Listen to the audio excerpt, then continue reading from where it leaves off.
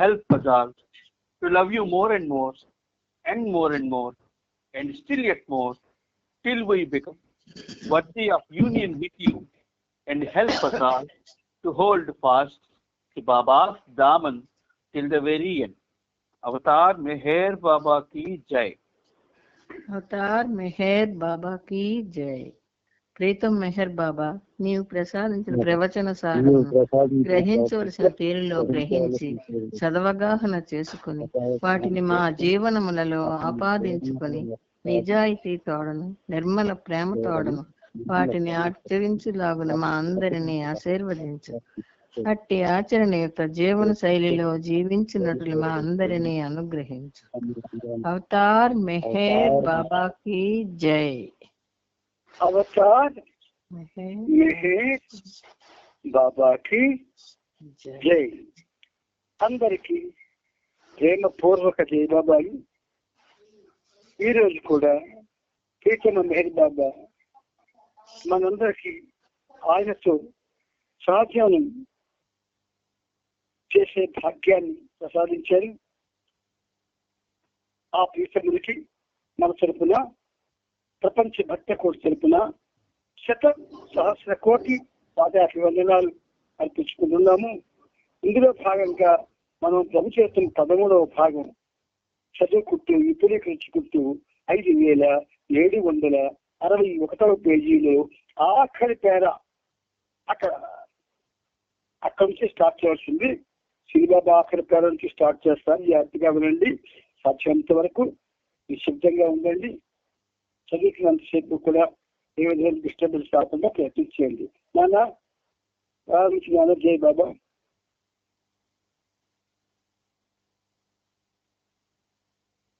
Avatar Meher బాబా కి జై. జై. ఎవరు తప్పక రావాలో బాబా లెక్క వేశారు. తన పిడికిలితో అరచేతిపై తడుతూ ఆ పేర్లను ధృవపరిచారు. ఎలిజబెత్ ఖచ్చితంగా రావాల్సిందే, ప్రశ్నే లేదు. రూత్ వైట్ ఆమె శరీరాన్ని విడిచిపెట్టబోతున్నా కూడా రావాల్సిందే. ఒకవేళ హ్యారీ ఫ్లోరిసిన్ చనిపోకపోతే అది తప్పకుండా రావాల్సిందే. ఫ్రాంక్ హెన్రిక్ కి ఇదొక గట్టి ప్రయత్నమే. బెన్ హ్యామెన్ అంటూ బాబా చెప్పడం ఆపారు. బెన్, నేను రానట్టయితే సమావేశం అధికారికంగా ఉండదు కదా అన్నాడు. ఈ గదిలో ఉన్నవాళ్ళంతా ఇప్పటికే ఆహ్వానం అందుకున్నట్లే. వాళ్లకు సూచనలు తప్ప ఆహ్వానాలు వేరే పంపబడవు. ఖర్చును భరించగలిగి విధేయత, ప్రేమకు సంబంధించిన నా సూచనలకు కట్టుబడ్డ ప్రేమికుల పేర్ల జాబితాను ఆ బృంద నాయకులు తయారు చేయాలి. ఇదేదో ఒక విహారయాత్రగా ఉండబోదు. ఈ సమావేశాలు విశిష్టమైనవి. నేను ఇండియాకు తిరిగి వెళ్ళాక 5 నెలల కాలంలో నేను అమితమైన బాధలను అనుభవించవలసి ఉంటుంది. ప్రపంచం కోసం కష్టపడి పనిచేయాల్సి ఉంది. అందువల్లే ఫిబ్రవరి 15వ తేదీకి ముందు ఎవరు తమ విరాళాలను పంపవద్దని చెబుతున్నాను. ఫిబ్రవరి 15వ తేదీకి ముందు ఏం జరగనున్నదో ఎవరికీ తెలియదు అని బాబా ముగించారు. ఆ మధ్యాహ్నం బి డింపుల్ షా కుటుంబాన్ని మ్యూర్ వుడ్స్ కి తీసుకువెళ్ళింది. వాళ్ళు తిరిగొచ్చాక జీనే ఒక గిఫ్ట్ షాపులో కొన్న గుడ్డు ఆకారంలో ఎర్ర చందనంతో తయారైన ఒక చిన్న కప్పును బాబాకి బహుకరించడానికి అనుమతి కోరగా బాబా అందుకు అనుమతించారు. ఆమె మ్యూర్ వుడ్స్ గురించి, అక్కడున్న ఒక ఎర్ర చందనం చెట్టు గురించి ఎంతో ఉత్సాహంగా చెబుతూ ఇలా వివరించింది. ఆ చెట్టు చాలా పెద్దది, పురాతనమైనది, పొడవైనది. మ్యూర్ వుడ్స్ లో మనం చూసిన పురాతనమైన ఆ వృక్షం కింద ఆది పురుషుడు కూర్చోవాలి అని వ్యాఖ్యానించింది. ఆ మరుసటి రోజు బాబా తనతో పాటు బృందమంతా అక్కడికి వెళుతున్నామని ప్రకటించారు. సాయంత్రం సుమారు 6:30 బాబా ఫిల్లిస్, అడిలే, బెరెల్, బిలీ మరియు సిల్వియా గెయిన్స్లను పిలిచి వారు మెహరాకు, మణికి వ్రాసిన ఉత్తరాలను తమ ఆమోదం కొరకు వాటిని తన ఎదుటి చదవమన్నారు. నా కోసం ఏర్పాటు చేయబడిన ఆస్ట్రేలియా ప్రోగ్రాం గురించి విన్నప్పుడు నాకు బాగా అలసట అనిపించింది. నాకు విశ్రాంతి అన్నదే లేదు. నా ప్రేమికులు, నా ప్రేమను అనుభూతి చెందేటట్టు చేయడంలోనే నేను విశ్రాంతి పొందుతాను. నేను వెళ్ళిపోవడం గురించి మీరు విచారించవద్దు. మళ్ళీ మనమంతా ఇండియాలో కలుస్తాం. ఇండియాలో జరగబోయే సమావేశం గురించి ఆలోచిస్తూ ఉండండి అని బాబా అన్నారు. ఆ సాయంత్రం ప్రపంచంలో అతి చిన్న థియేటర్లో ఒకటైన లిల్లీపుట్ థియేటర్లో షేక్స్పియర్ నాటకం మిడ్ సమ్మర్ నైట్ డ్రీమ్ అనే తోలు బొమ్మలాట చూడడానికి బాబా వెళ్ళారు. ఆ థియేటర్ లాబీలో అంటే వరండాలో బాబా ఎలిజబెత్ యొక్క టోపీని ధరించి సరదాగా మంచి మూడ్లో ఉన్నారు. ఆ చిన్న థియేటర్ మొత్తం బాబా ప్రేమికులతో నిండిపోయింది. బాబా థియేటర్ వెనక భాగంలో కూర్చున్నారు. టింపుల్ కుమార్తె 3B బాబా ప్రక్కన కూర్చుంది. 20 నిమిషాల తర్వాత బాబా లేచి వెళ్ళిపోయారు. మిగతా ప్రేమికులను తోలు బొమ్మలాటం చివరి వరకు చూసి రమ్మన్నారు. ఆ రోజు రాత్రి హాలిడే లాడ్జి దొంగతనం జరిగింది. మరుసటి రోజు ఆగస్టు 6వ తేదీ సోమవారం నాడు ఆ లాడ్జీ మేనేజర్కు బాబాను దర్శించుకునే భాగ్యం కలిగింది. బాబాకు దొంగతనం గురించి చెప్పాడు. బాబా ఆ లాడ్జీలో ఉండడం వల్లనే తీవ్రమైన ముప్పు తప్పిందని కూడా చెప్పాడు. ఉదయం పూట అల్పాహారాలు అయ్యాక బాబా ఉన్న హోటల్ గదిలో universal spiritual league of America యొక్క చిన్న సమావేశం జరిగింది. ఆ తరువాత బాబా ఐవి మండలి సభ్యులతో కలిసి తమ పాస్పోర్టులపై స్టాంప్ అనుమతి ముద్ర వేయించుకునేందుకు ఇమ్మిగ్రేషన్ ఆఫీస్కు వెళ్లారు. తిరిగి వచ్చాక బాబా హోటల్ కాన్ఫరెన్స్ గదికి అందరినీ పిలిపించారు. బాబా చాలా సీరియస్ గా ఉన్నారు. గత రాత్రి ఒక్క క్షణం కూడా నేను విశ్రాంతి తీసుకోలేకపోయాను. పని చేస్తూనే ఉన్నాను. ఇది చివరి రోజు అవడం వల్ల మరియు రేపు నేను వెళ్ళిపోతున్న కారణంగా మీతో కలిసి తిరుగుతూ వీలైనంత ఎక్కువసేపు మీతో గడపాలని ఆలోచిస్తూ ఉన్నాను. వీలైతే అందరము కలిసి అలా బయటికి వెళ్ళి వద్దాం. కానీ ఈ రోజు ఉదయం డబ్బు, ఆర్థికపరమైన ఇబ్బందులు మొదలగు వాటి గురించి ఒక ప్రస్తావన వచ్చింది. నేను వాటిని పరిష్కరించదలిచాను. హాస్పిటాలిటీ కమిటీ చేసే పని నిజానికి చాలా చిన్న వ్యవహారమే. ఈ పర్యటనకు సంబంధించిన ఇంత చిన్న వ్యవహారానికే అంత కంగారు పడితే ఇక ఇండియాలోని సమావేశం అంత పెద్ద వ్యవహారాన్ని ఎలా నిర్వహించగలదు? నేను మీ స్థాయికి దిగి వచ్చినప్పుడు మీకు నాకు మధ్య ఏర్పడిన సహచర్యం, సన్నిహితత్వం కారణంగా మీరు నా దివ్యత్వం గురించి పూర్తిగా మర్చిపోతారు. ప్రతి చిన్న విషయం నాకు తెలుసుననే సంగతి కూడా మర్చిపోతారు. మీతో నేను కూర్చున్నప్పుడు మీ ఆరోగ్యం, తదితర విషయాలను గురించి అడుగుతున్నప్పుడు ప్రతి చిన్న విషయాన్ని మీరు నాకు వివరించి చెప్పాలన్న సంగతి మర్చిపోతారు. అదే సమయంలో నాకు అవన్నీ తెలుసుననే సంగతిని మర్చిపోతారు. ఉదాహరణకు, మీ పిల్లల గురించి మీరు దిగులు పడకండి అని నేను అన్నప్పుడు ఆ మాటను భగవంతుని నుండి వచ్చిన మాటగానే మీరు స్వీకరించాలి. ఎందుకంటే ఆ భగవంతుడును నేనే కనుక. దేవుని మాట అంటే అర్థం ఏమిటి? ప్రతి ఒక్కరూ ఆయనకు తెలుసు, సర్వము చేసేది ఆయనే. అందువల్ల మీ పిల్లల గురించి మీరు దిగులు పడకండి అని భగవంతుడు అన్నాడు అంటే దాని అర్థం మీరు చింతించవలసిన పని లేదనే కదా. ఉదాహరణకు, నేను తాళం చెవి తిప్పగా రేపు భూకంపం వచ్చేసింది అనుకోండి. 5 నిమిషాల్లో మీరంతా అదృశ్యమైపోతారు. అప్పుడు మీ కుటుంబం, మీ పిల్లల గురించి ఆందోళన చెందడం మాట ఏమిటి? అందుకే నా మాట కట్టుబడి ఉండండి అని నేను అంటాను. నేను ఏ సూచనలు ఇచ్చినా వాటిని అంటిపెట్టుకుని ఉండండి. అవసరమైన విషయం అదొక్కటే.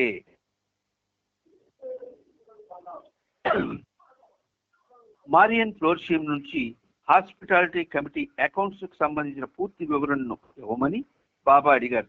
అలాగే చలనచిత్ర కెమెరా గురించి తగువుతో ముడిపడి ఉన్న వ్యక్తులతో మాట్లాడి ఆ సమస్యను కూడా పరిష్కరించారు. ఒకచోట బాబా ఇలా అన్నారు: ఎవరు నా వాంఛితము, నా ఇచ్ఛ పట్ల దృష్టి పెట్టాలని అనుకోవడం లేదు. మీ వాంఛనే, మీ ఇచ్చనే నెరవేర్నియండి. మరి మిగతా వారందరూ నిశ్శబ్దంగా కూర్చుండిపోయారు. ప్రతి ఒక్కరూ వారి లోపల సంస్కారాలు పరోక్షంగానైనా దాడికి గురవుతున్న భావనను అనుభూతి పొందుతూ స్తబ్దంగా ఉండిపోయారు. బాబా చెప్పడం ఇంకా ఇలా కొనసాగించారు: బాబా నిర్ణయానికి లోబడి మీ హృదయాలను నిర్మలంగా ఉంచుకోండి. అపార్థాలకు తావివ్వకండి. నేను క్రీస్తుననే విశ్వాసం, ప్రేమ నా పైన ఉంటే నాకు విధేయులుగా ఉండండి. నన్ను ప్రేమించండి. నాకు విధేయులుగా ఉండడానికి సిద్ధంగా లేకపోయినా, మీలో నా గురించి సంశయాలున్నా, లేదా మీరు ఇష్టపడిందే మీరు చేయాలనుకున్నా నన్ను వదిలేయండి. ఒకవేళ మీరు నన్ను ప్రేమిస్తే మాత్రం నన్నే గట్టిగా పట్టుకోండి. పలహారాల విషయంలో ఈ ఉదయం మండల వారికి అరగంట సేపు ఉపదేశించాల్సి వచ్చింది. జై బాబా. జై బాబా. ఈ పారాగ్రాఫ్ చదవాలా? ఈ పారాగ్రాఫ్ చెప్పండి. బాబా నిర్ణయానిక? సరే సరే. ఇక్కడ మనం 5765 పేజీలో పేద చదువుకుంటున్నాం. బాబా చెప్పడం ఇంకా ఎలా కొనసాగించారు అన్నది. బాబా నిర్ణయానికి లోబడి మీ హృదయాలను నిర్మలంగా ఉంచుకోండి. అప్పుడు విశ్వమానవ కార్యక్రమంలో భాగంగా పాశ్చాత్యుల చేత బాబా కొన్ని కార్యక్రమాలు నిర్వహించారు. ఆ నిర్వహించడానికి ఎవరెవరైతే ఇష్టపడి ఆయనతో కలిసి పనిచేయడానికి నిశ్చయించుకున్నారో వాళ్ళకి బాబా ఏం చెప్తున్నారు? బాబా నిర్ణయానికి లోబడి మీ హృదయాలను నిర్మలంగా ఉంచుకోండి. అపార్థాలకు తావివ్వకండి. నేను క్రీస్తునే విశ్వాసం, ప్రేమ నాపై ఉంటే నాకు విధేయులుగా ఉండండి. నన్ను ప్రేమించండి. బాబాతో మనం చేరినకి మనతో ఆయన చేస్తాడు, కానీ మనల్ని ఉపయోగించుకుంటాడు. ఆయన ఉపయోగించబడాలి అనే తీవ్రమైన వాంఛ మనలో ఉంటే మనల్ని ఆయన విశ్వమానవ కార్యక్రమానికి వాడుకుంటారు. అలా వాడుకున్నప్పుడు ఆయన ఏమంటున్నారు? ఆయన మీ హృదయాలను నిర్మలంగా ఉంచుకోండి అంటున్నారు. హృదయాలు కానీ నిర్మలంగా లేకపోతే ఆయన ఏం చెప్పినా మనం దాన్ని రిసీవ్ చేసుకోవలసిన విధంగా రిసీవ్ చేసుకోలేము. అందుచేత నాకు విధేయులుగా ఉండండి అంటున్నారు. ఏం చెప్పినా సరే విధేయులుగా ఉండాలి అంటున్నారు. అంతేకాదు నన్ను ప్రేమించండి అని కూడా అంటున్నారు. విధేయులుగా ఉండడం, ప్రేమించడం రెండూ కూడా చాలా కష్టమే. ప్రేమించి విధేయుల వల్ల విధేయులైన తర్వాత ప్రేమించాలా? ప్రేమించి విధేయులు అవుతాడా లేక విధేయులై ప్రేమిస్తాడా? ఉదాహరణకి ఒక వివాహం జరిగింది.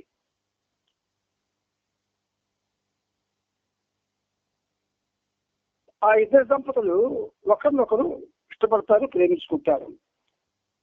మరి వివాహం అయిన తర్వాత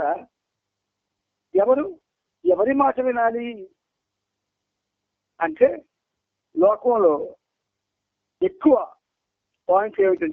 పెద్ద పాయింట్ ఏమిటంటే భార్య భర్త మాట వినాలి అన్నది ఒక రూఢి వాక్యంగా పరిగణింపబడుతుంది.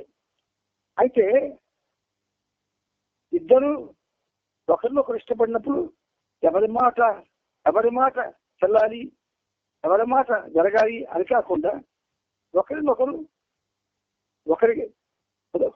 ఒకరు ఏదైనా చెబితే రెండవ వాళ్ళు దాన్ని గౌరవించి పాటించడం, అటు చెట్టు ఇటు చెట్టు అటువంటి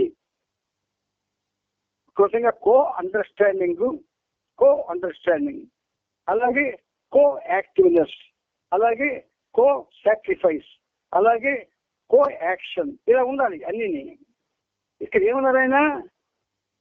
ముందు ఈ తమ్ముడు పనిని మనం చేస్తున్నామా, ఈ తమ్ముడు ఆయన పని చేసే అవకాశం మనకు ఆయన ఇస్తున్నాడా అంటే ఆయన ఇస్తున్నాడు కాబట్టి మనం పని చేయగలుగుతున్నాం. కాబట్టి ఏం చేయాలా? బాబా ఏమన్నారు? నా బాబా నిర్ణయానికి లోబడి మీ హృదయాలను నిర్మలంగా ఉంచుకోండి అన్నాడు. ఈ నిర్మలంగా ఉంచుకోండి అన్న మాటకు అవధులు లేవు. అన్ని విషయాల్లో కూడా అలాగే ఉండాలి. అపార్థాలకు తావివ్వకండి. అంటే ఆ ఏ విషయం గురించి అయితే మనం బాబాతో జాయిన్ అయ్యామో ఆ విషయం గురించి, ఆ విషయానికి సంబంధించి మనం మనలో ఉన్న భావాన్ని స్వేచ్ఛగా బాబాతో చెప్పి ఆయన నుండి మనం సూచనలు పొందవచ్చు. అలా కాకుండా మనం దీన్ని ఆయన చెప్పింది మనకి నచ్చినట్టుగా చేసామనుకోండి, చేస్తే మన చుట్టూ ఉన్న వాళ్ళే దాన్ని అంగీకరించగా అపార్థాలు చోటు చేసుకుంటాయి. కాబట్టి అపార్థాలకు తావివ్వకండి. నేను క్రీస్తుననే విశ్వాసం, ప్రేమ నా పైన ఉంటే నాకు విధేయులుగా ఉండండి. నాకు విధేయులుగా ఉండంటే అవతార పురుషుడికి విధేయులుగా ఉండండి అని బాబా చెప్తున్నట్టే. నన్ను ప్రేమించండి, అవతార పురుషుడిని ప్రేమించండి అని చెప్తున్నట్టే. అయితే అందుకు సిద్ధంగా లేకపోయినా, లేదా బాబా మీద సందేహాలు ఏమైనా ఉన్నా, లేదా మీరేది ఇష్టపడితే మీరు అలా చేయాలనుకున్నా నన్ను వదిలేయండి. చూసారా ఎంత షార్ప్గా ఉందో? నాకు విధేయులుగా ఉండడానికి సిద్ధంగా లేకపోయినా ఒకటి, మీలో నా గురించి సంశయాలు లేదా మీరు ఇష్టపడిందే మీరు చేయాలనుకున్న రెండు, ఈ రెండు కానీ ఉంటే నన్ను వదిలేయండి. అప్పుడు ఇప్పుడు అవతారుడు యొక్క సూచనలు, ఆయన కండిషన్స్, ఆయన పెట్టేటటువంటి ఆంక్షలు ఇవన్నీ కూడా ఒకేలా ఉంటాయి. వాటన్నిటికీ మనం ఖచ్చితంగా తలగవలసిందే, లేకపోతే ఆయన రుచి పెట్టారా. ఒకవేళ నన్ను మీరు ప్రేమిస్తే మాత్రం అంటే ప్రేమించారా లేదా, ప్రేమించినట్టా లేదా? అందుకని బాబా నన్ను మీరు ప్రేమిస్తే మాత్రం నన్నే గట్టిగా పట్టుకోండి. ఆ విషయంలో బాబా ఎక్కడా కూడా రాజీ పడరు. ఆయన్ని ప్రేమించడానికి ఇష్టపడితే ఆయనకేనే మనం ఉండాలి. ఆయనే మనకి సర్వం కావాలి. ఆయన మాటే మనకి వేదం కావాలి. చేయడం చేయకపోవడం అనేది నీకు ఆయన మీద ఉండే ప్రేమను బట్టి, విశ్వాసాన్ని బట్టి, ఆయన దేవుడిగా తీసుకోవడంలో నీ యొక్క స్థాయిని బట్టి ఉంటుంది అది. కాబట్టి నన్నే గట్టిగా పట్టుకోండి అని ఈ విషయాలు చాలా కొంచెం సీరియస్ అయింది. తర్వాత పలహారాల విషయంలో ఈ ఉదయం మండలి వారికి అరగంట సేపు ఉపదేశించాల్సి వచ్చింది అన్నారు. అంటే ఆయన మనల్ని ఎంత ప్రేమగా చూస్తున్నా డిసిప్లిన్కి చాలా పెద్ద పీట వేస్తారు బాబా. ఇండిసిప్లిన్ ని ఆయన క్షమించరు. కానీ మనం సామాన్య మానవులుగా, లేకపోతే బిందువాత్మవా? సామాన్య బిందువాత్మవ. మన ద్వారా ఆయన చేయవలసింది ఏదైనా, మన పని అంటే మన జరగవలసిన పని, ఆయన చేయాల్సిన పని, రెండు ఆయన చేయాల. కనుక రాజీకి తావు లేకుండా ఆయన లివింగ్ క్రైస్ట్ అనే విశ్వాసం ఉంచుకోవడం, అపార్థాలకు తావివ్వకపోవడం, విధేయులుగా ఉండడం, ప్రేమించడం, ఎలా ప్రేమిస్తే గట్టిగా బాబాని అంటిపెట్టుకుంటారు అది తెలుసుకోవడం, ఇవి బాబా నిర్ణయానికి లోబడిన వాళ్ళకి చాలా అవసరం. ముందుకెళ్ళానా? జరిగిన దాన్ని వివరిస్తూ ఏరిచ్ ఇలా చెప్పాడు. ఉదయం మేము కాఫీ లేదా టీ తీసుకోవాలి, మధ్యాహ్నం పూట భోజనం చేయాలి. కానీ ఈరోజు ఉదయం మేము రెండవసారి పలహారం కోసం కబురు పెట్టాం. అప్పుడు బాబా ఇలా అన్నారు, మీరు నాకు సహాయపడాలంటే విరాళాల రూపంలో ఇచ్చిన డబ్బును ఈ రకంగా ఉపయోగించకండి అని నేను అన్నాను. మండలి వాళ్ళు నా చెంతనే ఉంటారు. నేను క్రీస్తునని వారికి తెలుసు. వాళ్ళు పలహారం కోసం రెండవసారి కబురు చేయకుండా ఉండాల్సింది. ఈ ప్రపంచంలో చాలా మంది రోజుకు ఒక్కసారే కడుపు నిండా భోజనం తింటున్నారు. ఇండియాలో అయితే చాలా మందికి అది కూడా లేదు. మీరు నన్ను అంటి పెట్టుకొని ఉండాలనుకుంటే మీ హృదయాలు నిర్మలంగా ఉండాలి. నా పట్ల ఒకసారి విశ్వాసం కలిగి ఉండి మరొకసారి సంశయం ఉంటే లాభం లేదు. అలా అయితే నన్ను వదిలేయడమే మంచిది. అప్పుడు ఈ ప్రపంచంలో మీకు నచ్చినట్టుగా స్వేచ్ఛగా మీరు బ్రతకవచ్చు. మీరు నన్ను ప్రేమించదలుచుకుంటే మీ మధ్య మీరు అపార్థాలను సృష్టించుకోకండి. మీరందరూ నన్ను ప్రేమించండి. కానీ మీరు పరస్పరం ఒకరిని ఒకరు ప్రేమించుకుంటేనే నన్ను అమితంగా ప్రేమించగలుగుతారు. మనిషి ఎదురుగా ఉంటే ఒక రకంగా, మనిషి లేనప్పుడు మరో రకంగా మాట్లాడుకుంటే నా ప్రేమ గురించి ప్రపంచానికి మీరేం చెబుతారు? నేను మిమ్మల్ని కోరిన విధంగా మీరు నన్ను ప్రేమించలేకపోతే నా గురించి ప్రపంచానికి చెప్పకపోవడమే మంచిది. ఈ పారాగ్రాఫ్. జై బాబా. బాబా మానవ రూపంలో ఉన్న భగవంతుడు సాక్షాత్తు శ్రీ మహావిష్ణువు. ఇది మీకు ఎందుకు ప్రతిసారి గుర్తు చేస్తున్నారంటే బాబా, స్థాయి తెలిస్తే కదా దానికి తగినట్టుగా వ్యవహరిస్తారు. స్థాయి తెలియకపోతే వ్యవహరించడం. ఇక్కడ ఆయన సర్వోన్నతుడు, మనం లేము. ఉనికి లేని బిందు ఆత్మలం. బిందు ఆత్మగా ఉనికింది అంటే అది ఉండి లేనట్టుగానే ఉంది. కనుక బాబా ఏమంటున్నారు, ఈ ప్రారంభంలో ఎలా కట్టినట్టు చూడండి. మీరు నాకు సహాయపడాలి అనుకుంటే విరాళాల రూపంలో వచ్చిన డబ్బును ఈ రకంగా ఉపయోగించకండి అని నేను అన్నాను. బాబా చెప్పారు. మండలి వాళ్ళు నా చెంతనే ఉంటారు. నేను కృష్ణుని వారికి తెలుసు. వాళ్ళు పలహారం కోసం రెండవసారి కబురు చేయకుండా ఉండాల్సింది.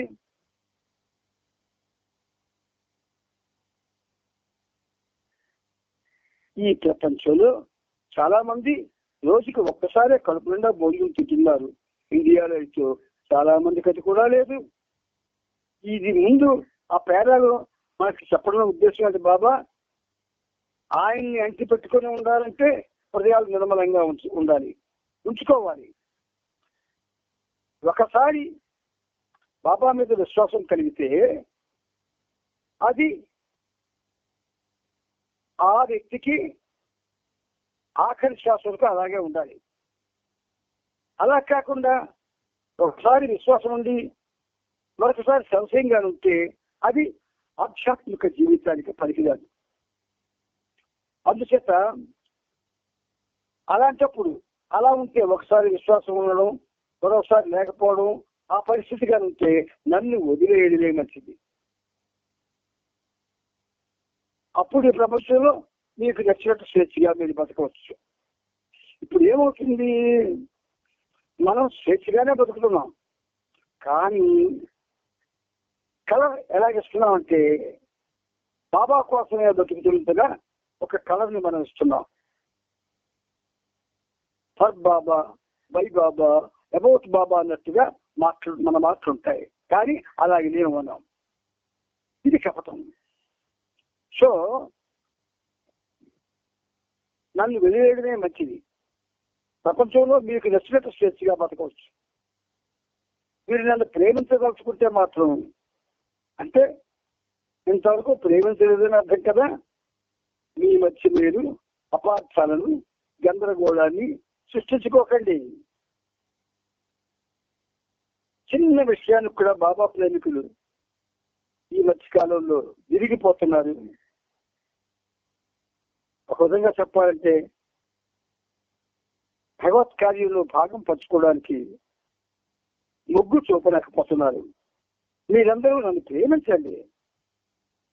ఎక్కడ ప్రేమ ఉంటే where is love, where is oneness. అందుకే మనకి అద్భుతమైన సందేశాన్ని బాబా చెప్పారు. వేర్ దేర్ ఈజ్ విల్,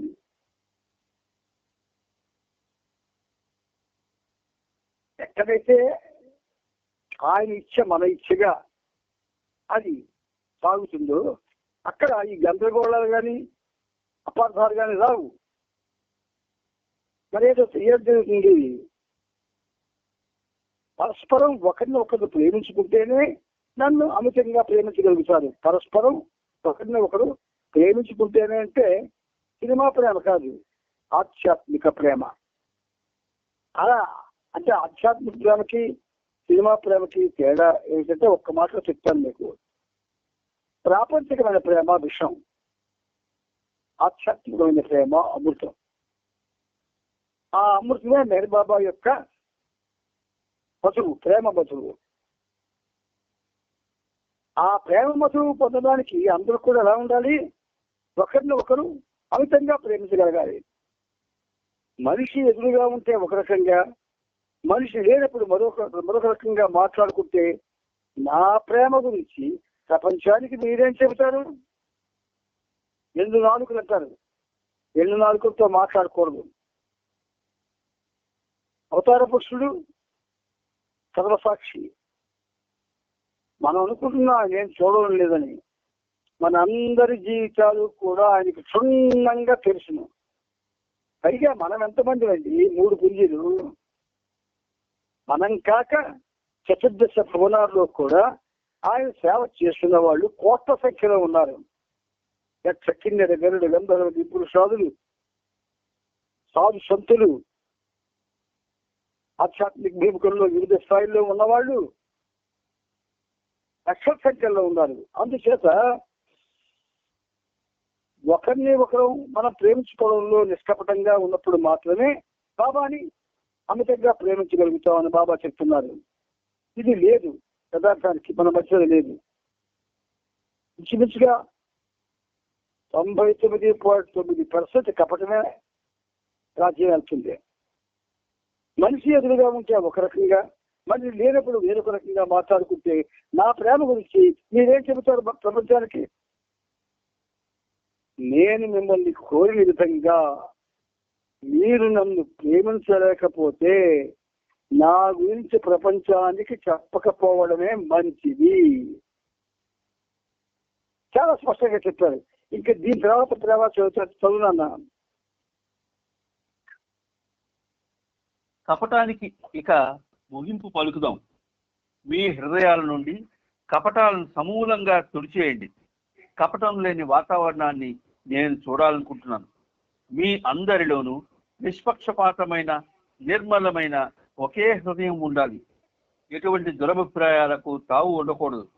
మిమ్మల్ని అందరినీ రేపు నేను వదిలిపెట్టి వెళ్ళిపోతున్నాను. ఈరోజు చివరి రోజు. ఎకనైనా మనం మన తప్పులను ఒప్పుకోవాలి. పశ్చాత్తాప ప్రార్థన ఎవరు చేస్తారు? ఎవరి దగ్గర ప్రార్థన కాపీ ఉంది అని బాబా అడిగారు. ఈ పేరాలు మన హృదయాల నుంచి కపటాన్ని తీసేయమంటున్నారు బాబా. ఎవ్వరూ కూడా కపటాన్ని తీసేయలేదు, అసలు ఆ ప్రయత్నం చేయలేదు. కపటం లేని వాతావరణాన్ని నేను చూడాలనుకుంటున్నాను. అంతా కపటమే ఉంది. మీ అందరిలోనూ నిష్పక్షపాతమైన, నిర్మలమైన ఒక హృదయం ఉండాలి. పక్షపాత గుణం అందరిలోనూ పెరిగిపోయింది, కపటం అందరిలోనూ పెరిగిపోయింది, నిర్మలత్వం తగ్గిపోయింది, దురభిప్రాయాలు ఎక్కువైపోయాయి. అంచేత రేపు నేను మిమ్మల్ని అందరినీ విడిచిపెట్టి వెళ్ళిపోవాలనుకుంటున్నాను కనుక ఇది చివరి రోజు కాబట్టి మన తప్పులను మనం ఒప్పుకోవాలి. మనం ఆ బాబా దగ్గర ఒప్పుకోవచ్చు మన తప్పుల్ని. పశ్చాత్తాప ప్రార్థన ఎవరు చేస్తారు అంటే కాంటెక్స్ట్కి వెళ్ళలేదు, అక్కడ సందర్భానికి వెళ్ళలేదు. బాబా ఎవరు చేస్తారు పశ్చాత్తాప ప్రార్థన? ప్రార్థన కాపీ ఉందా అని బాబా అడిగారు. ముందుకెళ్ళానా? ప్రార్థన చూడకుండా చదవడం ఎవరికీ రాదు. ప్రార్థన కాపీ తీసుకురావడానికి ఒకరు ఆఫీస్ వైపు పరిగెత్తారు. తర్వాత దాన్ని చదివారు. అప్పుడు బాబా ఇలా అన్నారు, మన తప్పిదాలకు, మన అపార్థాలకు, అనవసరంగా ఇతరుల మనోభావాలను దెబ్బతీసేందుకు క్షమించమని ఆ దేవుడిని అడుగుదాం. బాబాకున్న అనంత సహనంలో 1% ఆ భగవంతుడు మీకు ప్రసాదించుగాక. రండి, ఆ దేవుని క్షమాపణను కోరుదాం. ఇప్పుడు ఒకరి తర్వాత ఒకరు వచ్చి నన్ను ఆలింగనం చేసుకోండి. ఆ పేరాలు ఈ పేరాలు అప్పుడు అందరికీ అవకాశం ఇచ్చారు, క్షమించారు బాబా. ఇప్పుడు మనం అందరి స్థాయిలో ఏమాత్రమైనా ఆ స్థాయికి మనం ఎదిగి ఉంటే మనం కూడా బాబాతో చక్కని జీవనాన్ని మనం గడపడానికి అవకాశం ఉంటుంది. పశ్చాత్తాపార్థం పొందినందుకు మన జీవితాలకి కూడా ఒక మంచి శ్రేయస్కరం జరుగుతుంది. ముందుకెళ్ళాను. అందరూ నెమ్మదిగా వరుసలో నిలబడి ఒక్కొక్కరుగా బాబాను ఆలింగనం చేసుకున్నారు. ప్రతి ఒక్కరికి ఇది ఆఖరి ఆలింగనం, ఎందుకంటే ఆ మరుసటి రోజు బాబా వెళ్ళిపోతున్నారు.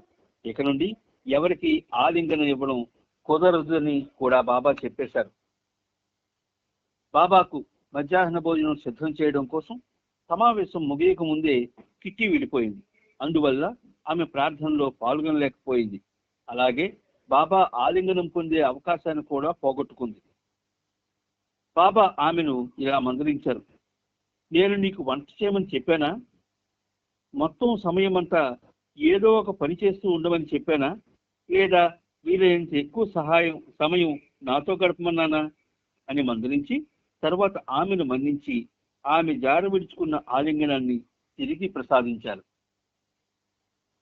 డార్విన్ జీనే షా కోరిక మేరకు ఆ రోజు మ్యూర్ వుడ్స్ కి వెళ్లే ప్రతిపాదనను బాబా అంగీకరించారు. సమావేశం కారణంగా అది కాస్త ఆలస్యమైంది. కానీ వెంటనే అందరూ బస్సులెక్కి గోల్డెన్ గేట్ బ్రిడ్జి దాటి మౌంట్ తమాల్ పాయిస్ వైపు వెళ్ళిపోయారు. బాబాను ఒక కారులో తీసుకువెళ్లారు. బాబా మొదట 837 ప్యాక్జన్ అవెన్యూ వద్ద గల జోసెఫ్ మరియు కారి హార్బ్ ఇంటిని సందర్శించారు. ఇల్లంతా తిరిగారు. అందరికీ ప్రసాదం పంచారు. జోసెఫ్ ఇష్టమైన కుర్చీలో కూర్చున్నారు. బాబా మ్యూర్ వుడ్స్ కి చేరుకున్నారు. తనని పెద్ద పెద్ద ఎర్రచందనం చెట్లున్న అడవికి తీసుకువెళ్ళమని, అక్కడి పురాతనమైన చెట్టును చూపించమని షా దంపతులను అడిగారు. అందమైన పక్షుల్లా బాబా చేతులకు వేళ్లాడుతూ పిల్లలు బాబా చుట్టూ గుమిగూడారు. ఎర్రచందనపు చెట్ల మధ్య నడుస్తూ రూత్ వైట్ ఇలా అనుకున్నాడు, మా కళ్ళు నమ్మశక్యం కాని ఎత్తులకు ఎదిగిన ఆ వృక్షాల వైపు చూపులు సారించినప్పుడు ఈ భూమి మీద ప్రతి జీవి కంటే ఎత్తుగా ఎదిగిన ఎర్ర చందనపు వృక్షాల వలె మా ప్రక్కనే ఉన్న మహోన్నతుడు ఆధ్యాత్మికంగా మనందరికంటే ఎంతో ఉన్నతోన్నతుడని మాకు తెలుసు. 1800 సంవత్సరాల అతి పురాతనమైన ఎర్రచందనం చెట్టు వద్ద బాబా ఒక్క క్షణం ఆగి దాని అతిపెద్ద మానులో గల ఒక త్వరలో కూర్చున్నారు. ఆయన అలా కూర్చొని కళ్ళు మూసుకున్నారు. బాబా అక్కడ అలా కళ్ళు మూసుకొని కూర్చునుంటే బుద్ధుడు తిరిగి వచ్చి పవిత్రమైన బోధి వృక్షం కింద కూర్చున్నట్లు కనిపించారు. డార్విన్ ఆ సన్నివేశాన్ని ఫోటో తీశాడు. తరువాత బాబా లేచి నిలబడ్డారు. ఒకసారి చెట్టుపై చూశారు. మిగతా వనాన్ని చూసే ఆసక్తి బాబాలో కనిపించలేదు. మధ్యాహ్న భోజనం ఎన్ని గంటలకు అని కిట్టిని అడిగారు. ఆలస్యమైనది విని అందరినీ తిరిగి వచ్చేయమని సంకేతమిచ్చారు. బాబా ఆ రోజు మధ్యాహ్నం కొంతమంది వ్యక్తులను విడివిడిగా కలిశారు. షా దంపతులను తన గదిలో తనతో పాటు టీ త్రాగని పిలిచారు. ఏరిచ్ అందరికీ టీ ఇచ్చాడు. లియాట్రస్ కంటి చూపు మెరుగవ్వడం కోసం నిర్వహించబోయే శస్త్రచికిత్స పూర్వాపరాలను చర్చించి ఆమెను ఆపరేషన్ చేయించుకోమన్నారు బాబా. ఆందోళన చెందకు, అంతా సవ్యంగానే జరుగుతుంది, నీ కళ్ళు బాగానే ఉంటాయి, ఏ విధమైన ఆరాటం పెట్టుకోకు అంటూ బాబా ఆమెకు భరోసా ఇచ్చారు.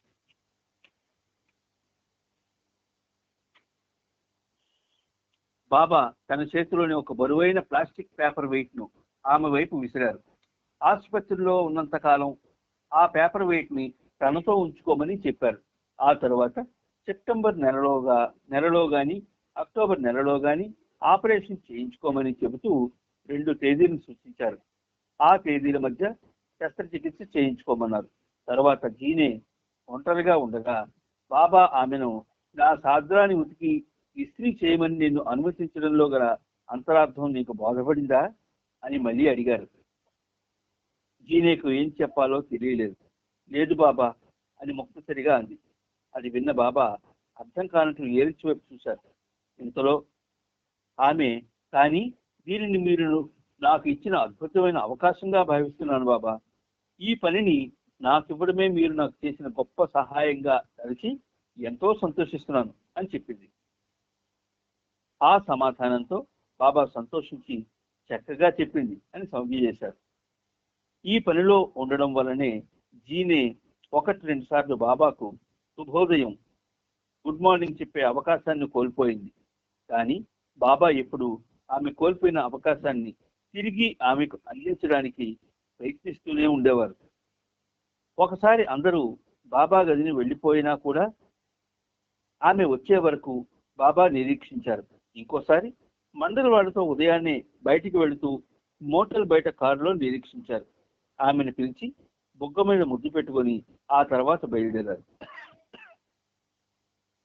సాయంత్రం సుమారు 4 గంటలప్పుడు కుకీస్ చాక్లెట్ల డబ్బాతో బాబా తన గది బయటకు వచ్చారు. నక్షత్రాకారంలో ఉన్న కుకీస్ ని బృందంలో ఒక్కొక్కటి ఇచ్చారు. కుకీస్ పట్టుకున్న తెల్లటి చేతి వేళ్లతో బెరిల్ విలియమ్స్ యొక్క తెల్లని మీసాన్ని దింపారు. అలాగే ఎడిన్ కార్స్, మార్గరెట్ క్రాఫ్ట్ బొగ్గలను కూడా సరదాగా స్పృశించారు. డింపుల్ సోదరిని ఎలీనార్ స్మిత్ ని కౌగిలించుకున్నారు. ఆ రోజు 6ంటికి బదులు అరగంట ముందే, అంటే 5:30కి ఆ ప్రేమిక బృందాన్ని బయలుదేరి వెళ్ళిపోవలసిందిగా కోరారు. బాబా టైం అడుగుతూనే ఉన్నారు. మంగళవారం ఆగస్టు 7వ తేదీ తెల్లవారుజామున బాబా తనకు సన్నిహితులైన వారిని చివరిగా తన గదిలోకి పిలిచారు.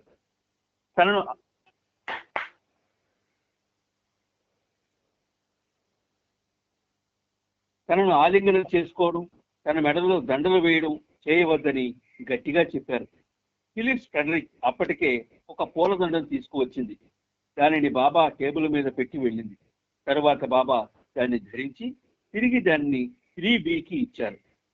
బాబా బయలుదేరబోతున్నప్పటికీ కొంతమంది కొత్త వాళ్ళను కలిశారు. వాళ్ళలో న్యూయార్క్ నుండి వచ్చిన ఒక స్త్రీ కూడా ఉంది. ఆమె న్యూయార్క్ లో బాబాను కలవలేకపోయింది. ఆ రోజు వచ్చిన మరొక ఆమెను ఉద్దేశించి సమావేశాలలో పాల్గొనే బృందాలలో ఒక బృందంలో సభ్యురాలిగా చేరి జరగబోయే సమావేశాల్లో ఒకదానికి హాజరవమని చెప్పారు. ఆమెకు బాబా ఇలా భరోసా ఇచ్చారు. చాలా మంది నా అనుచరులు ఏ బృందానికి చెంది ఉండరు. అయినప్పటికీ వారు నా నిజమైన బృందానికి, మై రియల్ గ్రూప్ చెందిన వారే ఉంటారు. ఆ నిజమైన బృందంలో నా ప్రేమికులందరూ నా బృందాలన్నీ ఉంటాయి. నన్ను ప్రేమించే ప్రతి ఒక్కరి హృదయము నా నిజమైన కేంద్రమే అని చెప్పారు. అనారోగ్యం నుండి తేరుకున్న లడ్ డింపుల్ బాబాను మండలవారిని విమానాశ్రయానికి కారులో తీసుకువెళ్ళాడు. పిచ్చుడిగా వచ్చే గాలి అంటే బాబాకి ఇష్టం ఉండదు. కారు కిటికీని మూసేయమని బాబా అతనికి చెప్పాడు. అయితే బాబా కారును నడుపుతున్న సమయంలో సంతోషంలో, ఉద్వేగంలో కంగారుగా కిటికీ అద్దాన్ని కిందకు దించాడు.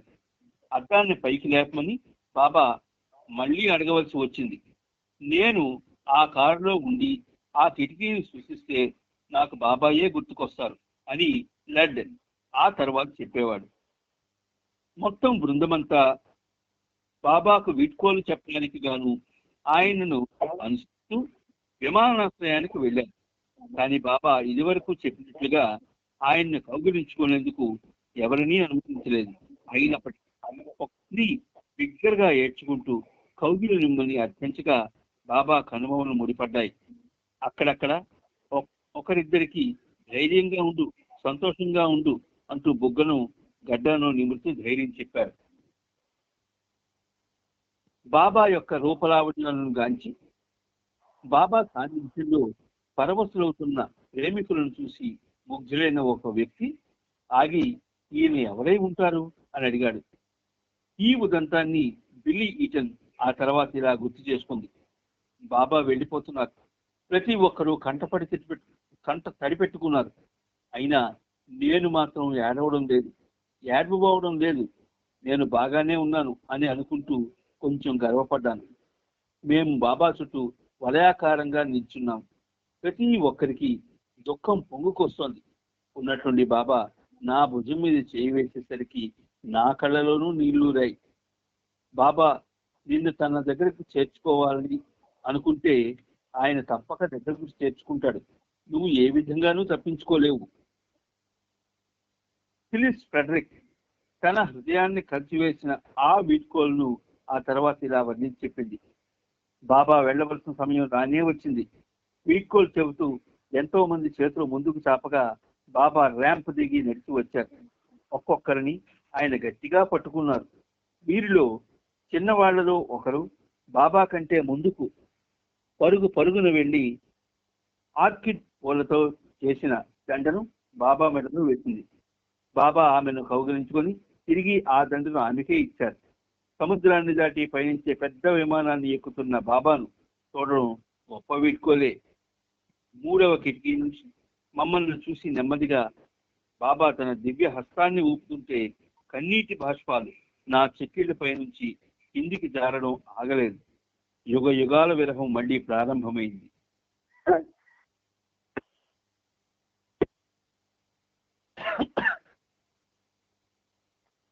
ఇక్కడికి చాప్టర్ అయింది. నెక్స్ట్ చాప్టర్ సిడ్నీ మరియు మెల్బోర్న్. సిడ్నీలో ఆస్ట్రేలియాలో ఆగస్టు 1956 బాబా నిల్చున్న ఫోటో ఒకటి ఉంది. 5771 పేజీలో. 1956 ఫిబ్రవరి నెలలో ఈనా లెమ్మన్ మెహర్ బాబాను ఇండియాలో తొలిసారి దర్శించుకున్న తర్వాత బొంబాయికి తిరిగి బయలుదేరే ముందు మెహర్జీ బాబాను ఆస్ట్రేలియాకు రమ్మని ఆహ్వానించమని ఆమెను ప్రోత్సహించాడు. బాబాను ఆహ్వానించాలనే ఆయన ఆలోచనే ఆమెలో వెర్రి ఉత్సాహాన్ని కలిగించింది. బాబా జన్మదిన సందర్భంలో ఆమె ఆస్ట్రేలియా తిరిగి చేరుకుంది. అక్కడ ఫ్రాన్సిస్ బ్రాబ్జాన్ మరియు ఇతరులతో బాబాను ఆస్ట్రేలియాకు ఆహ్వానించడం గురించి మాట్లాడింది. అది సరైన సమయం కాదని కొంతమంది భావించారు. మరికొంతమంది ఆ సనాతనుడు ఆస్ట్రేలియా రావడం తమ అదృష్టంగా భావించారు. ఎట్టకేలకు ఈనా లెమ్మన్ బాబాకు లాంఛనప్రాయంగా ఒక ఆహ్వానాన్ని పంపించింది. బాబా ఆమె ఆహ్వానాన్ని మన్నిస్తూ తాను అమెరికా నుండి ఇండియాకు తిరిగి వెళుతూ దారిలో ఆస్ట్రేలియా వస్తామని ఆమెకు సందేశం పంపించారు. ఇదే సమయంలో బాబాను ఆస్ట్రేలియాకు లాంఛనపూర్వకంగా ఆహ్వానించే విషయంలో ఫ్రాన్సిస్ బ్రాబ్జాన్ స్పందించిన తీరుపై మణి 1956 జూన్ 4వ తేదీన ఐవీ జ్యూస్ కి రాసిన ఉత్తరంలో ఇలా వివరించింది. బాబాను ఆస్ట్రేలియాకు ఆహ్వానించాలన్న ఆలోచనకు బ్రాబ్జాన్ చాలా మదనపడ్డాడు. బాబా గురించి, ఆయన విధానాల గురించి బ్రాబ్జాన్కి లోతైన అవగాహన ఉంది. బాబా గురించి అతనుకున్న అవగాహనకు సంబంధించి నాకు నచ్చిన కొన్ని విషయాలను ఇక్కడ చెప్పాలనుకుంటున్నాను. బాబా దేవుడు కాడా? దేని గురించి అతను అడగవద్దని, ప్రతి ఒక్కరిని వారి వారి సమయం ఆసన్నమైనప్పుడు వారికి ఏం కావాలో ఏమి ఇవ్వాలో అది ప్రసాదిస్తానని తనకు తానుగా చెప్పింది ఆ భగవంతుడే కదా. తీసుకోవలసిన వాడు తాను ఒక్కడేనని, మనలను తనకు అర్పించుకోమనని ఆయన చెప్పలేదా? మనలో భగవంతుడు తప్ప వేరేదేదీ మిగిలినంతగా మన నుండి సర్వమూ తాను తీసుకుంటానని ఆయన మనకు చెప్పాడా లేదా? బాబాను ఏదైనా అడగడం గురించి ఫ్రాన్సిస్ ఇలా చెప్తాడు. ఇతడినేమీ కోరకూడదన్న కారణంగా ఆ ప్రీతమునికి మనల్ని మనం అర్పించుకుంటూ మన జీవితం అంతా ఒక సజీవ త్యాగంగా పరిణమించేటట్లు అతన్ని ప్రేమించడమే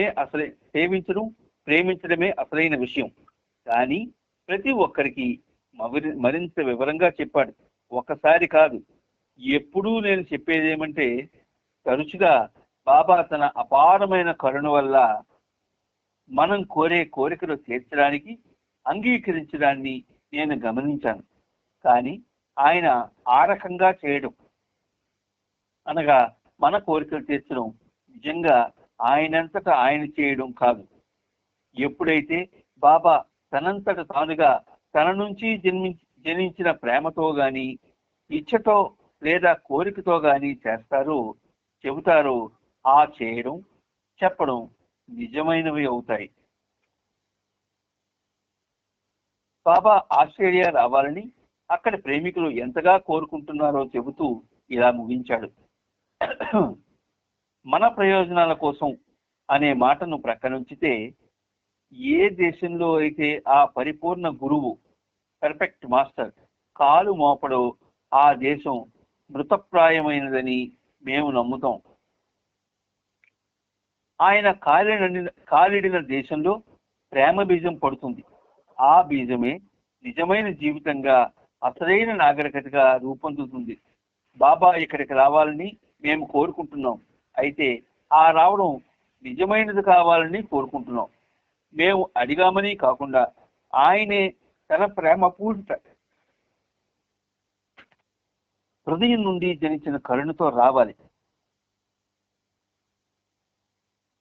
ఇక్కడ డౌట్, ఏ బాబా? జయ బాబా చెప్పినా. ఇక్కడ మన ప్రయోజనాల కోసం అనే మాటను ప్రక్కనుంచితే, ఏ దేశంలో అయితే ఆ పరిపూర్ణ గురువు అన్నాడు కదా, మరి ఆయన నేను భగవంతుణ్ణి, నేను అవతారుణ్ణి, ఉన్నతోన్నతుణ్ణి అని చెప్పినప్పుడు ఈయన పర్ఫెక్ట్ మాస్టర్ గా ఎందుకు వర్ణించారు? అంటే బాబాలో హైయెస్ట్ ఆఫ్ ది హైగా అన్ని పాత్రలు ఇందులో ఉంటాయి. మనం ఉన్నాం, అవును, ఆయనే ఉంటాడు, ప్రతి పాత్ర ఆయనదే. కానీ ఒక జరిగిన విషయాన్ని చెప్పడానికి విడగొట్టి చెప్పకపోతే అవదు.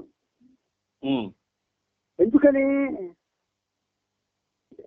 ఏ దేశంలో అయితే ఆ పరిపూర్ణ గురువు కాలు మోపడో ఆ దేశం మృతప్రాయమైనదని మేము నమ్ముతాం అని అక్కడ ఆయనే అలా మాట్లాడించాడు. ఆయన మాట్లాడకపోతే అలా మాట్లాడడానికి అవకాశం రాదు. అలాగే ఆయన కాలిడిన దేశంలో ప్రేమ బీజం పడుతుంది, ఆ బీజమే నిజమైన జీవితంగా, అసలైన నాగరికతగా రూపొందుతుంది అన్నది ఆయనే అనిపించాడు. అంటే ఏది ఏ రకమైనటువంటి పరిస్థితిని కల్పిస్తాడో, ఏ పని చేస్తే ఆయన ఏదైతే వాంఛిస్తాడో దాని ప్రకారం అది బయటికి వ్యక్తం అవుతుందో అది ఆయనే చెప్పేస్తాడు. మనం దాని మీద వ్యాఖ్యానించడానికి అవకాశం ఇవ్వడం. ఒకవేళ ఎవరైనా వ్యాఖ్యానించినా అది అక్కడ మనం లేవు కదా, మన తలకెళ్ళే స్థానం లేదు. కాబట్టి అంత మొత్తం ఈ 17 వాల్యూముల్లోని ఆయన మాటలే ఉన్నాయి, ఆయన చేతలే ఉన్నాయి, ఆయన యొక్క డైరెక్షన్సే ఉన్నాయి. కాబట్టి ఏంటంటే మేము అడిగామని కాకుండా ఆయనే ప్రేమపూర్ణ హృదయం నుండి జనించిన కళ్ళతో రావాలి అన్నారు, చూశారా? ఇది ఒక విధంగా స్వచ్ఛమైన ప్రేమ ఉన్న ఏ ప్రేమికురాలు కానీ ప్రేమికుడు కానీ భగవంతుడితో అలాంటి ప్రస్తావన చెయ్యవచ్చు, తప్పు లేదు. కాబట్టి ఆస్ట్రేలియా నిజంగానే రావడం గురించి తన నిర్ణయాన్ని ప్రకటిస్తూ 5 రోజుల పాటు అక్కడ పర్యటించడం తెలియజేశారు బాబా కదా. అవును, చూసావా? అంటే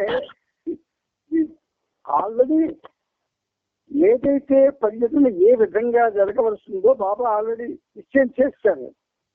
అయితే ఈ చెప్పుకోవడంలో మనకేమవుతుంది, కొన్ని యథార్థాలు తెలుస్తాయి.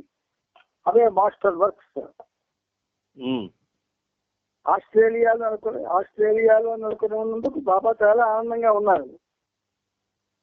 అంటే చేత ఫ్రాన్సిస్ కేబుల్ పంపించారు బాబా. అవును, అక్కడ అండర్స్టాండింగ్ రైట్లెస్ గా ఉంది, యాక్యురేట్ గా ఉంది. అయితే 5,000 రూపాయలు అక్కడ పరిగణిస్తానని తెలియజేశారు బాబా. ఇదందరికీ తెలియజేయని చెప్పారు. నేను రాస్తున్న యాక్యురేట్ అండర్స్టాండింగ్ అన్న మాట నాకు గుర్తున్నంత వరకు చెబుతున్నదే కానీ అక్షరాల అదే కాదు అని సుమారుగా అదే అర్థం అంటారు. ఇంకిప్పుడు డికేట్ ఒకటి వచ్చింది. నాకు ఒక పెర్ఫెక్ట్ మాస్టర్ మాత్రమే దాని గురించి అడిగాను. అందుకే ఏది ఆ పెర్ఫెక్ట్ మాస్టర్ అంటే పరిపూర్ణ గురువు అని అన్నారు కదా, నేను భగవంతుడిని అని చెప్పినప్పుడు మళ్ళీ ఆ పెర్ఫెక్ట్ మాస్టర్ ఎందుకు అన్నారు అనేటువంటిది పరిపూర్ణ గురువు ఏ దేశంలో అయితే ఆ పరిపూర్ణ గురువు కాలు మోపడో అంటే బ్రాకెట్ లో పర్ఫెక్ట్ మాస్టర్ అన్నాడు. అవును, అంటే పరిపూర్ణ గురువు అంటే పర్ఫెక్ట్ మాస్టర్ అని అర్థం. అవును, ఆ పర్ఫెక్ట్ దాంట్లో 2 రకాలైనటువంటి అర్థాలు ఉంటాయి. ఒకటి పరిపూర్ణుడు, 2 అవతారుడు. అవతారుడినే పర్ఫెక్ట్ మాస్టర్ అంటారు. పర్ఫెక్ట్ మాస్టర్ని అవతారుడు కూడా అనొచ్చు. అదేనమాట. అంతే. ఆ దేశం మృతప్రాయం నుండి మృతప్రాయం ఏంటని మనం నమ్ముతామని వాళ్ళు అనుకుంటున్నారు. అవును, ఇక్కడికి గమ్మత్తు ఏంటంటే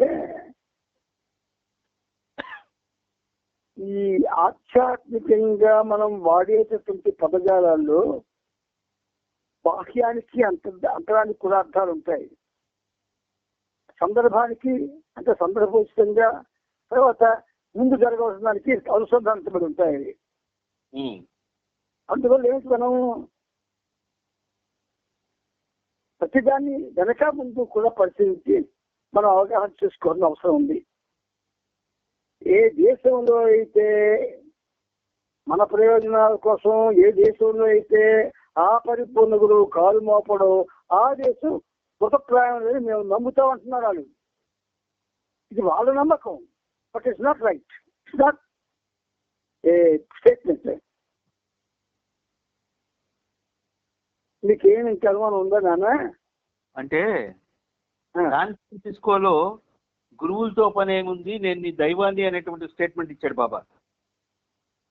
అంటే అంటే అక్కడ గురువు కాదు, నేను దైవాన్ని అని అన్నాడు కదా, ఇక్కడ ఈయన గురువు అన్నప్పుడు ఎలాగా అని నా డౌట్. అంతే, ఇంకేం లేదు. అంతేనా? అంతే, మరి ఇంకేమీ లేదు. బాబా మనతో మాట్లాడినప్పుడు చాలా మందికి ఆ భావం అందాలనేటటువంటి ఉద్దేశంతో అంటున్నాడు ఆయన. అది ఎవరెవరికి ఏవేమి అడగాలి తెలుసుకోవాలన్నప్పుడు అవన్నీ అర్థాలు కూడా అందులో ఉంటాయి. అది ఎందుకంటే ఆయన మాటలు యూనివర్సల్ కదా. అవును, మనవి ఇండివిజువల్. అంటే యూనివర్సల్ వర్డ్స్ లో మనం ఉన్నటువంటి వివిధమైన అర్థాలు కూడా మనం తెలుసుకోవాలన్నమాట. సంతోష ముందుకెళ్ళి మెహర్ బాబా ఆగస్టు 7వ తేదీ ఉదయం 11 గంటలకు పాన్ ఆమ్ విమానం 841లో ఎరిచ్, ఆది సీనియర్, నీలు, మెహర్ జీలతో కలిసి శాన్ ఫ్రాన్సిస్కో నుండి ఆస్ట్రేలియాకు బయలుదేరారు. వాళ్ళు హవాయిలోని హోనోలులు ఎయిర్పోర్టుకు సాయంత్రం 5:15 చేరుకున్నారు. అక్కడ వాళ్ళు 3:30 గంటల సేపు ఆగవలసి వచ్చింది. ఎయిర్పోర్ట్ టెర్మినల్లో అంతసేపు కూర్చోకుండా అలా బయటకు వెళ్ళి వస్తామని మండలి వాళ్ళు బాబాని అడిగారు. దానికి బాబా వద్దని సమాధానం ఇచ్చారు. అది అంతర్జాతీయ విమానాశ్రయం కాబట్టి వాళ్ళు అక్కడ కూర్చొని వచ్చే పోయే జనాన్ని చూస్తూ ఉండమన్నారు. అలాగే అందరూ ఎక్కడికి వెళ్లకుండా అక్కడే కూర్చున్నారు. వాళ్ళు కాబట్టి కూర్చున్నారు. మన తెలుగు వాళ్ళు అయితే ఉంటారు అనుకుంటారా? ముందుకెళ్ళి కొద్ది నిమిషముల తర్వాత ఊహించిన విధంగా ఒక భార్యాభర్తల జంట బాబా ముందుకు వచ్చి నిలబడ్డారు. వినయంగా వంగి మోకలికి బాబా వారిని ప్రేమగా పెట్టారు. అక్కడికి దగ్గరలోనే వాళ్ళ ఇల్లు ఉందని, బాబాను తన ఇంటికి రమ్మని వారు ఆహ్వానించారు. బాబా అందుకు అంగీకరించలేదు. కానీ వారి ప్రేమ నన్ను ముగ్ధుల్ని చేసిందని వారికి భరోసా ఇచ్చారు. తర్వాత కొద్దిసేపటికి ఆ దంపతులు వెళ్ళిపోయారు. వారి కోసమే బాబా ఇంతవరకు ఎదురు చూశారేమో అని మండలి వారు భావించి మళ్ళీ అలా బయటకు వెళ్ళడం గురించి బాబాని అడిగారు. మళ్ళీ బాబా వద్దన్నారు. ఆ విమానంలో అలా ఊరికే కూర్చుని ఉండడం వల్ల బాబాతో చాలా సన్నిహితంగా ఉన్న మండలి వాళ్ళే ఆయన యొక్క అపూర్వమైనటువంటి ఉద్దేశాన్ని గ్రహించలేకపోతున్నారు. కానీ మళ్ళీ బాబా వద్దన్నారు. ఆ విమానాశ్రయంలో అలా ఊరికే కూర్చుని ఉండడం వల్ల ఆది సీనియర్ బాగా విసిగిపోయాడు.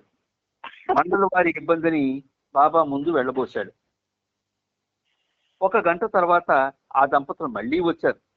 ఈసారి వచ్చినప్పుడు వారి చేతిలో బాబా కోసం, మిగిలిన నలుగురు కోసం గోధుమ రంగు కాగితపు సంచుల్లో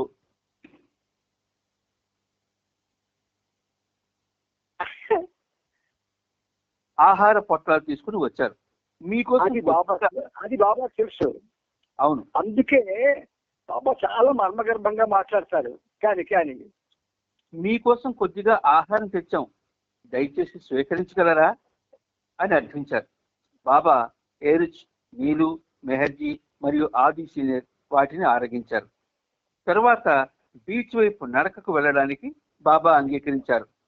కానీ మండలి వారు బాబాతో నడుస్తున్నా గాని తాము ఎక్కాల్సిన విమానం బయలుదేరే సమయం దగ్గర పడే కొద్దీ ఆ విమానం వెళ్ళిపోతుందేమోనని ఆందోళన చెందారు.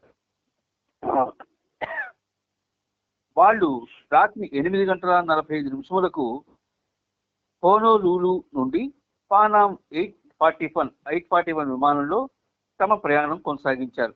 మరునాడు ఉదయం 3 గంటలకు చైనా దేశంలోని కాంటన్ ఎయిర్పోర్ట్ లో దిగి 1 గంట గడిపారు. ఆ తర్వాత అంతర్జాతీయ కాలమాన రేఖను దాటారు. ఆ కాలమానం ప్రకారం 1956 ఆగస్టు 9వ తేదీ గురువారం ఉదయం 8:15 సమయానికి ఫిజీ దీవి సువాలో ఇంధనం నింపుకోవడం కోసం విమానం ఆగింది. వాళ్ళు విమానం దిగి రొట్టె తిని కాఫీ తాగారు. వాతావరణం నిర్మలంగా నిలకడగా ఉంది. ఉదయం సుమారు 9:45 బయలుదేరి ఆ మధ్యాహ్నం 3:45 ఆస్ట్రేలియాలోని సిడ్నీలో గల మస్కట్ విమానాశ్రయానికి చేరుకున్నారు.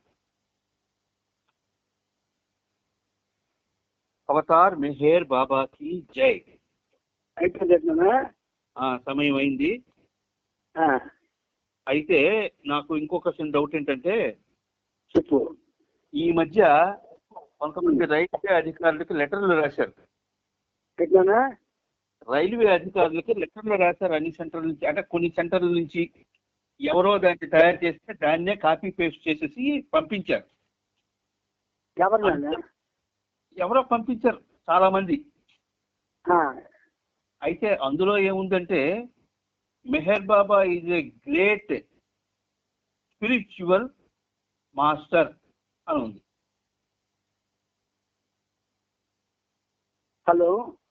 హలో చెప్పు. Meher Baba is a great spiritual master అని ఇచ్చారు అందులో.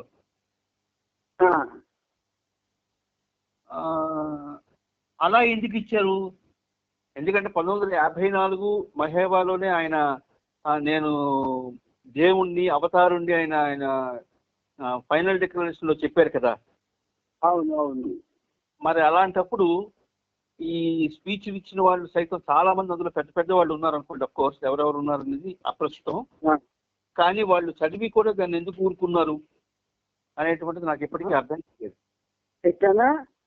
వాళ్ళు చదివి కూడా ఎందుకు ఊరుకున్నారని నాకు అర్థం కాలేదు. ఆయన అవతారుడు, దేవుడు, ఉన్నతోన్నతుడు కదా. అవునా? ఆ. స్పిరిచువల్ మాస్టర్ అంటే ఆధ్యాత్మిక చక్రవర్తి అని అర్థం. సామాన్యంగా దానికి ఉన్నటువంటి అర్థం గురువు అని. అవును. కానీ అక్కడ బాబా కథ ఎప్పుడైతే అది ఆపాదించబడిందో అప్పుడు ఆధ్యాత్మిక చక్రవర్తిగా దాని అర్థం వస్తుంది. అవును. ఆ అర్థాలు మనం ఖచ్చితంగా అన్వయించుకోవాలి. అంటే అయితే అలా అనవచ్చు, అనొచ్చు. అంటే మనం అనకూడదు. గమ్మత్తు ఏంటంటే మనకి ఆయన అవతారుడే. అవును. ఈ యుగానికి ఆయన అవతారుడు, మనకి అవతారుడే. అవును. ఇంకా మనకి మరొకటి ఏమో చెప్పుకోవాలంటే మన ప్రియతముడు. అవును కదా. అవును. ఈ మిగతా అంటే ఇప్పుడు ఇదంతా పాశ్చాత్య పర్యటన కదా. అవును. ఈ పాశ్చాత్య దేశాల్లో వాళ్ళు ఉపయోగించే వొకాబులరీలో ఇది పాశ్చాత్య పర్యటనకు సంబంధించింది కాదు. ఇది పాశ్చాత్య పర్యటనకు సంబంధించింది కాదు. ఎక్కడ? ఇది పాశ్చాత్య పర్యటనకు సంబంధించింది కాదు. మన వాళ్ళు అహ్మద్నగర్ కి డైరెక్ట్ గా ట్రైన్ కావాలని రాశారు రైల్వే అధికారులకి. అదే మరేం లేదు అంటే వాళ్ళకి అవతారం రాసిన లేదా హైయెస్ట్ ఆఫ్ డే అని రాసిన వాళ్ళకి అవన్నీ పట్టించుకోరు. వాళ్ళకి వాళ్ళ ఇంగ్లీష్ భాషలో ఏవైతే హైయెస్ట్ వర్డ్స్ ఉన్నాయో అవి వాడాలి. స్పిరిచువల్ మాస్టర్ అంటే ఒక ప్రత్యేకమైనటువంటి గౌరవం ఉన్న అర్థం అది. అలాంటి మాటలు రాసి ఒక విధంగా చాలా మంది పాశ్చాత్య దేశాలు వెళ్ళిపోతున్నారు. వెళ్ళడానికి ఆ మాట చాలా దోహదపడుతుంది స్పిరిచువల్ మాస్టర్ అని. అలాగే గతంలో చాలా మంది ఆ పదజాలంతో ఫారిన్ కంట్రీస్ వెళ్ళగలిగారు. అది మరికేం లేదు. అంటే ఇంకేం లేదు. నా డౌట్ ఇంకోటి, మనం మన ఆంధ్రులు ఎవరు కూడా బాబా యొక్క ఆ విశిష్టత్వాన్ని మనం అవతారుడు లేకపోతే సర్వోన్నతుడు లేకపోతే శ్రీ మహావిష్ణువు ఆస్థాయిలో చెప్తాం. కానీ మన ఆంధ్రదేశం అంటే ముఖ్యంగా మన ఆంధ్రదేశం ఈ విషయంలో చాలా తీక్షణంగా ఉంటుంది. కానీ మిగతా వాళ్ళంతా కూడా కామన్ గా ఏవైతే కరస్పాండెన్స్ కి ఉపయోగిస్తారో మాటలు అవి ఉపయోగిస్తారు. అది ఖచ్చితంగా మనం మరొక రాస్తే అది దీంట్లో వాళ్ళ తాలూకా అంతవరకు వాళ్ళు ఏం జరిగితే పెర్మిషన్స్ ఇచ్చారో ఆ పెర్మిషన్స్ లో ఉన్న మాట వొకాబులరీ ఉంటేనే వాళ్ళు ఓకే చేస్తారు. లేకపోతే ఏదో కాదేమో అనుకుంటారు అనమాట. మరి అలాంటప్పుడు పుట్టపర్తిలో రైలు ఆగడం కోసం సాయిబాబా ఈజే భగవాన్ అని రాశారు అప్పట్లో. పుట్టపర్తిలో రైలు ఆగడం కోసం అప్పట్లో రైల్వే అధికారులకి సాయిబాబా ఈజే భగవాన్ అని రాశారట. అసలు బాబాకే ఒక సందర్భంలో ఆయన సంతకం పెడితే గాని ఒప్పుకోలేదు విమానాశ్రయంలో. ఎక్కడా కూడా ఆయన ఆ పరిస్థితి ఎదుర్కోలేదు. ఆయన సంతకం పెట్టనన్నా సరే అయితే మేము మీకు అవకాశం అని చెప్పేసి విధిగా సంతకం ఆయన పెట్టాలని డిమాండ్ చేశారు. ఇప్పుడు భౌతిక ప్రపంచం కాదు రూల్స్ అండ్ రెగ్యులేషన్స్, ఆధ్యాత్మిక ప్రపంచంలో ఉన్నటువంటి స్థితులు లేదు. అది స్టేజెస్, ఇది rules and regulations. Rules and regulations మీద ఆధారపడిన వాడికి స్టేజెస్ తెలియదు కదా. అవును, అది నేను హరీష్ గారు. సరే సరే. అయితే ఇవాళ ఇప్పుడు ఎక్కడికి వెళ్తాం మనం? ఇక్కడికే కదా. ఈ ఆందోళన చెందారు అంతే. విమానాశ్రయం 57-75 విమానాశ్రయం. ఓకే, జై బాబా, జై బాబా, జై బాబా. కానీ సార్ అన్న నాకు చాలా సంతోషంగా ఉంది. మంచి మాట్లాడుతున్నారు. అందరికీ పనికొచ్చిన మాట్లాడుతున్నా చాలా సంతోషపడుతున్నాను నేను. జై బాబా, జై బాబా, జై బాబా. జై బాబా, జై బాబా. సాయితా మెహర్ బాబాకి జై, జై బాబా.